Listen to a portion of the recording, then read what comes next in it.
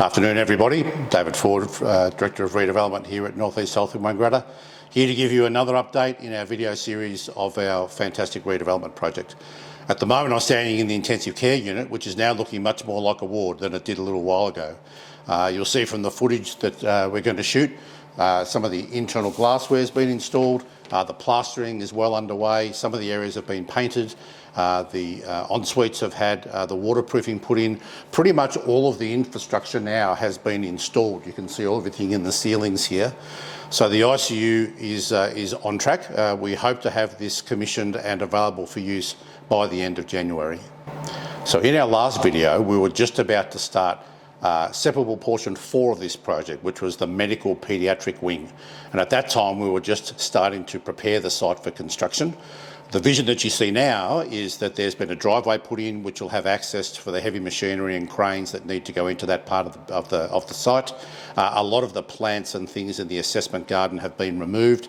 You'll see that the site hoardings and fences have been installed. So what Zorna are doing is preparing this area for demolition of the outside part of the building. The hoardings in paediatric and intensive care wards have been installed.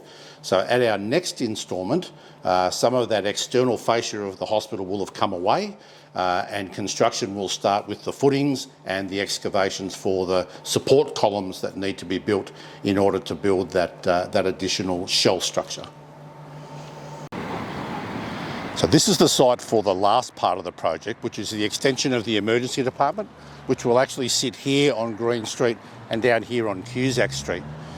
Now, this was due to start on the 10th of January, but because COVID is still an issue in the state of Victoria, and we're in a code black situation at the moment, which means anybody going into the emergency department has to have full protective personal equipment on them all the time, we think it's unwise to perhaps start that at that time. The other thing over Christmas is we're expecting a very large surge in the number of people coming to the region, primarily because people haven't been able to plan interstate or international holidays. So we're expecting the number of people up here to increase quite a bit. So we've made the decision to delay the start of this part of the project until COVID is more under control. And the surge that we're expecting in Christmas has come and gone. So we will probably look at starting this in perhaps February or March rather than early in January. So once this work finally is done, we'll have the additional beds in the short stay unit. That's an additional 4 short stay beds.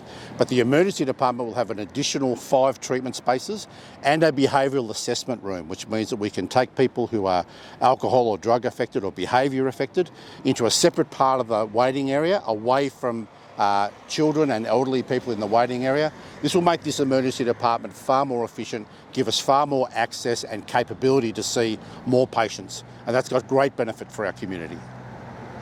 So here we are inside the short stay unit, and this is probably the most exciting part of the project at the moment. In our next video update, it'll be for this to open. So this is due for opening in about 4 weeks' time. As you can see, Zorna's done a fantastic job in fitting all of this out. You can see the vinyl's down on the floor, the walls are painted, the curtain rails are in, the pendant lights are in, all of the infrastructure over each of the beds are in, the stainless steel in our clean utilities and dirty utilities are installed. It's almost ready to go. So in about 4 weeks' time, Zorna will formally hand this space over to North East Health and we'll be able to use this as a functional space. It's very exciting, and this will be part 2A of the project, which will actually be finished.